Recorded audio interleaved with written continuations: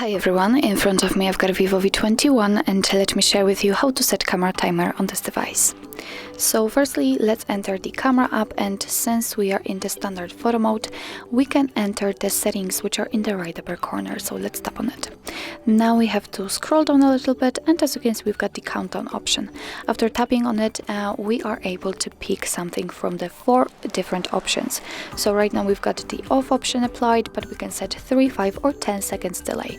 So let me pick 10 seconds or 5 seconds delay maybe, and as you can see it is notified right here. So after getting back to the camera, we can tap on the shutter button, and as you can see here we've got the countdown. Right now this device will count down from 5, and after that time it will take a photo. So let me check, for example, 3 seconds, in the same situation, but right now it is counting down from 3. Of course you can turn it off the same way, just enter the countdown, tap on off, and as you can see from this moment your device will take photos right after touching the shutter button.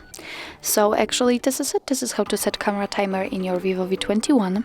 Thank you so much for watching. I hope that this video was helpful, and if it was, please hit the subscribe button and leave the thumbs up.